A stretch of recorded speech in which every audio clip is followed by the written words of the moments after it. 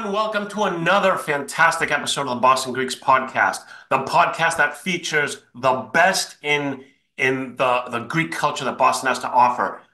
And on that note, today's episode is very, very important, very, very meaningful for Foti and myself because you'll find out when we bring on our guest. So before our esteemed guest gets on, let me introduce Foti Stamos. Hey, Foti. Ari, that was a great introduction as always. You're so enthusiastic. Well, it's all about the guests. If I like the guest, if I'm interested in the guest, I'm super enthusiastic. So, like, if I was introducing you, Fatih, I'd be like, "Welcome to the podcast." But we have a fantastic guest today, and that's why I'm so excited. So, Fatih, why don't you give us a little bit of our Absolutely. guest? So, having said that, keeping us upbeat in our culture, and one of those elements of keeping us upbeat is the music of our culture. And being Greek, music has been all in our homes, and in our communities, going to events, dances, concerts, and so forth. So, having said that, the person that we're about to bring on, I think, in my opinion, wholly is that they represent our music culture by far. One of the best representations, one of the best musicians, artists, composers. He's also the director of composition over at Berkeley School of Music. Let's bring on our good friend, Dr. Panos Liaropoulos. Panos, thank you so much for joining us. I know you're completely super busy in what's going on today, but thanks for taking the time to be with us and welcome to the show. Thank you very much for the invitation. It's great to see old friends and your support through the years, both of you, coming from both of you, I mean, has been so important for us in many things that we have done in the past. So some of those in the distant past we actually did together, if Yeah. if I'm Yes. not mistaken. So we have Side note, collaborated. Side But note for the audience, I think not to date ourselves, but I think we've been working together for almost 20 years in the Boston market. How could that Involved, be, Fatih? I'm only 22. you act 22, but in theory, the fact that we can maintain these relationships together through these years, through so many changes in our local community, through our culture and so forth, that here we are, fast forward 2024, on this episode to discuss that you're continuously making efforts to keep our culture alive through music. And Bano, it also says a lot about you that as a person, to kind of have this union with other Greeks speaks well of you as a person and as a Greek. But also, it's your talent that is so in demand that is also something that keeps you at the forefront. So can we just like kind of start with a little bit of history? Like, where are you from originally? When did you make your way to Boston, to Berkeley, to just a little bit of history about you, if you could. yeah, sure. So I was born and raised in Athens, Greece. My family comes from a mountainous area in the Peloponnese, in Arcadia. They're both coming from a village called Vitina. It's like a tourist destination. It's relatively famous. It had been, actually. So I was born and raised in Athens, and I did my undergrad there. I did what I could actually do in Greece at the time. And then I got a Fulbright scholarship for graduate studies here in Boston. And in 1997, I came to Boston for my doctorate at Boston University. So after that, um, one thing brought the other, and here we are now, 23 years later. Um, you know, Can I ask you a quick question? yeah, yeah. Was music something you always knew was in your future, or is it something that was like, an interest or a hobby, but you didn't think it would be the main course of your life? Like how was your interpretation of your interest and talent in music when you were younger? Yeah, well, I started music, I mean, formally studying music when I was 6.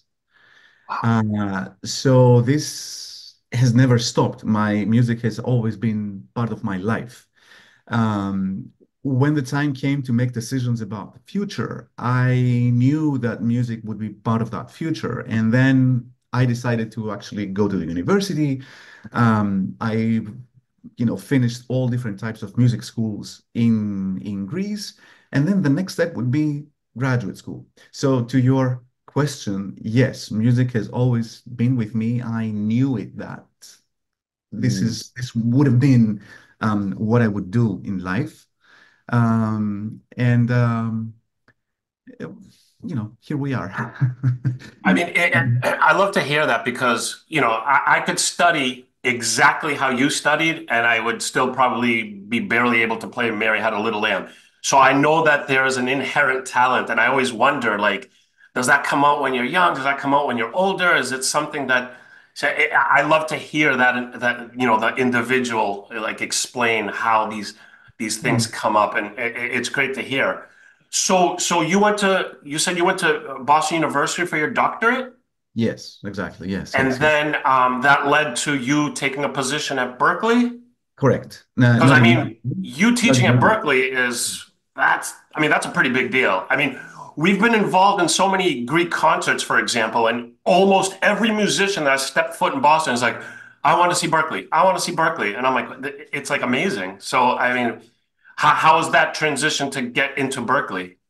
So the Berkeley is a tough place to get into. I've been teaching there now for 14 years. So this Wow. is now the 15th year that is running. It's a tough place to get into. It's a tough place to get into as a student also. I mean, it's not Yeah. just tough to get into as an academic, but um, well, I applied and I got the position. So I like how you're very humble, Pano.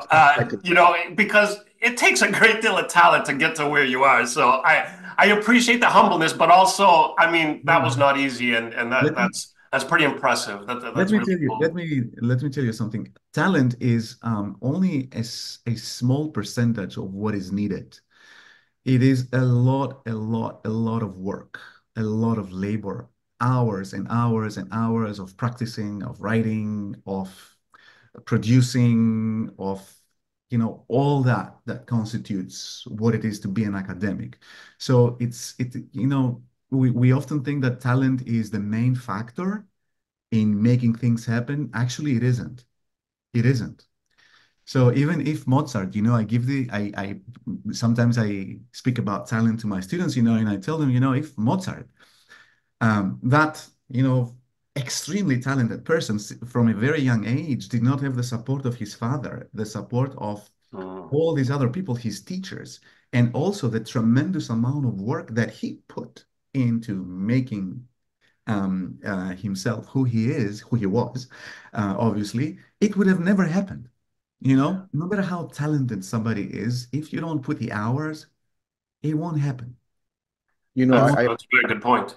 if I can add to that, to the three of us, I think what you mentioned, Panos, I'm sure we've all seen in our journeys of meeting people who have some talent that just makes you step back, but yet, if they don't apply themselves with what you just mentioned, that talent just goes away. Exactly. Exactly. Yeah. Yeah. Okay, so you're currently at Berkeley. I know you've been involved in so many events in Boston's history of the last, whatever years. I'm not going to date us like Foti did, but Too late. many, many years. You've been involved in so many things from like the highest levels to, doing a Greek night with us and just having fun. So I know you're involved in something that's coming up, and I think it's something that we should talk about. If you could give us a bit of background to the event that's going to happen. Yeah. So, since you're mentioning history, um, you probably know the Greek Music Ensemble. This is a group that has existed actually since 2004. So we have been working, and I think it was also with you that we featured the Greek Music Ensemble in a few places. But that group has been the foundation for what has been happening in the past few years, the bigger events that we're involved with. So the event that we are now looking at is on November 15th at the Berkeley Performance Center at 7:30 p.m. And it is not associated with the Greek Music Ensemble. This is now a production of the Center for Hellenic Music and Culture, which is a nonprofit that I direct. Oh, wow. Yes, so it's not a Berkeley production. It's just an independent Separate. production Yeah. of this nonprofit, and we are featuring. It's a tribute concert, I should say, to Vasilis Tsitsanis, the legendary composer, bouzouki virtuoso, etc. He died in 1984. He was born in 1915 and died in 1984. So we're celebrating this year, I mean, in 2025, the 110th anniversary from his birth. So we decided to do this big event at Berkeley, and we are bringing from Greece 5 extremely talented individuals: the acclaimed singer Natasha Bofiliou, you probably know her, and 4 musicians that are members of the Tsitsanis Orchestra, which is a formal organization that is performing mostly music by Vasilis Tsitsanis. Wow. So these 5 people, together with another 4 from Boston, local musicians, including myself, will participate in this event. And we think of it as a big celebration of Greek culture. It's not just about Titanis. It's about who he was for what Greek music is today. Titanis is that person, that transitional figure that took rebetiko out of a subculture status that it had been for decades, and he elevated it to that artistic form that has created the future of all, practically speaking, all Greek music that followed. So what we understand as laiko, laiki, ελληνική μουσική, is coming out of rebetiko. And Tsitsanis is that seminal, transitional figure that took rebetiko out of that state that it had been for decades to this other place, giving it a new musical and poetic form also. Mm. So he's not just anybody. He is, you know, that person that changed the course of Greek music. He's not the only one, but he's one of these few people that changed the course of his music in those early after-war decades. Wow. I mean, that sounds like an amazing event, an amazing concert. It's very important. I mean, Greek people are very proud, obviously. Like we know there is Greek pride, but these are the types of events that happen that, we really need to participate. We really need to support because I mean, this is history. This is so much about who we are in so many ways, and this is one of those like direct paths of where we've come to be. So, I mean, that concert sounds amazing. So I mean, this is coming out way before the concert, but just in case, we're gonna link all the links, tickets, everything. Um, and can you tell us one more time the date and time? And venue. So November 15 Yep. at 7:30 p.m. at the Berkeley Performance Center. That's 136 Mass Avenue, downtown. It's downtown Boston, basically. Yeah, I mean, I've been to the Berkeley Performance Center many times for many different things, and it's a great location to have a show. Yeah. But like we said, these are the types of things that we as Greeks, especially here in Boston, we need to support and we need to, participate because, the future of the Greek culture is what we make of it. If people aren't putting in the efforts like you, Pano, to bring these amazing events to light, it goes away. If people aren't supporting, it goes away. It's a combination of every Greek and Phil Helene who's interested to support these things. And I mean, this sounds like such a great event. How long have you guys been kind of putting this together? So the only thing that I've been doing after summer was, working on this event. So it's a lot of organizational stuff that needs to happen, obviously. But also the musical material that we are presenting. We're trying to do it with a different angle. So the traditional way of doing things is a traditional way of doing things. We are still maintaining the spirit of the music, but we have a more contemporary approach to it. So you will definitely listen to Titanis, but even the choice, for instance, of Natasha Bofiliou as the leading figure into this is a particular thing, because Natasha is very, important for doing all these other things, and she decided at some point in her life that she's also going to sing that Oh, older music, and they had very successful performances of a similar show in Athens a few years ago. And she belongs to a younger generation. She's not that type of, heavy duty Rebetis or that kind of person, She's, that extremely, bright in terms of who she is, and also in terms of her presence on stage, Yeah. person. And so that's already a new angle to what Titanis music is.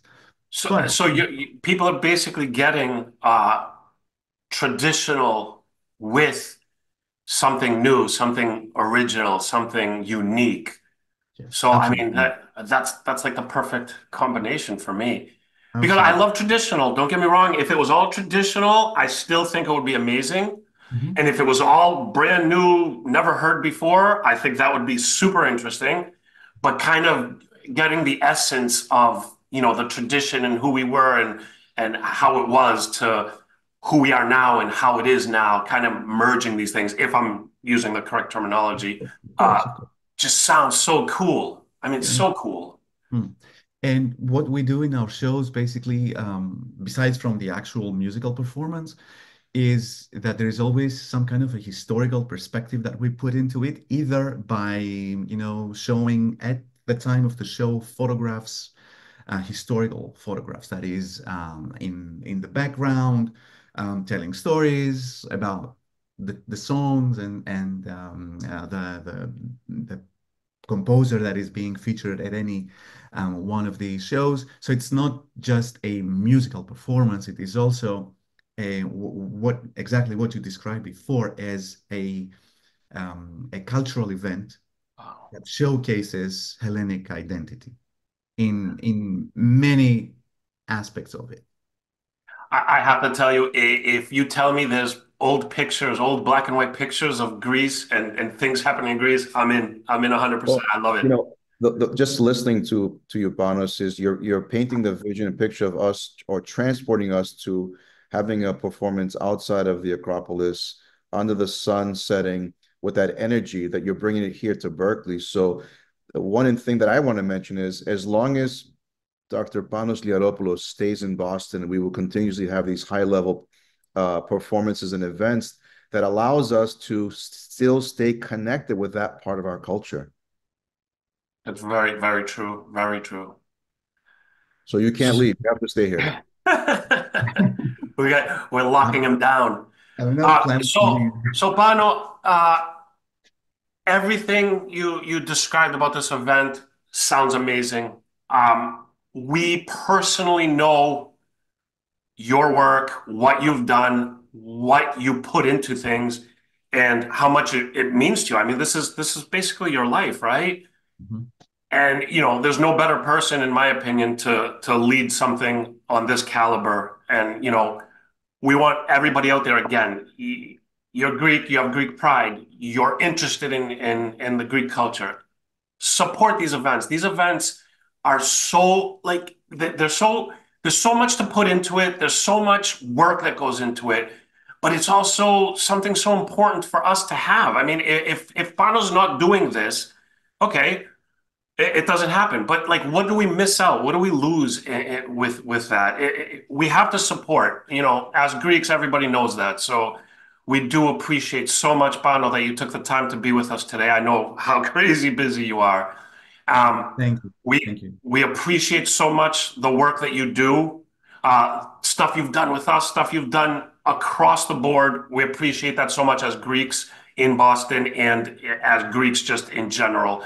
And again, this event sounds amazing. It sounds like you guys really, put forth best effort, and it's going to just be something to behold. And we're excited about it. We're going to link all the information, but we want everybody out there that's watching and listening, absolutely, please support these events. They are very important to our culture. They're very important to all involved. So please do that. And once again, Pano, thank you so much for being with us. We appreciate that.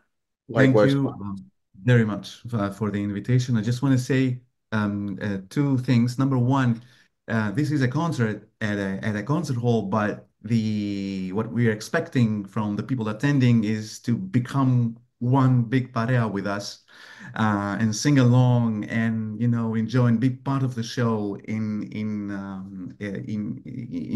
that way that will absolutely connect us.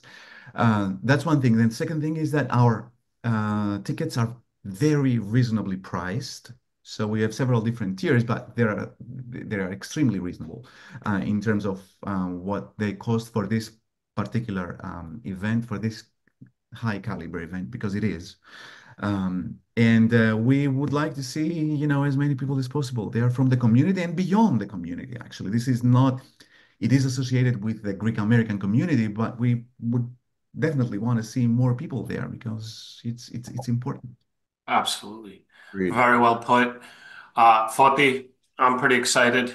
Likewise, and I just wanted to also personally thank Panos for coming on, and also thanking Panos for participating in this past Saturday's Alpha Omega Honorary Gala.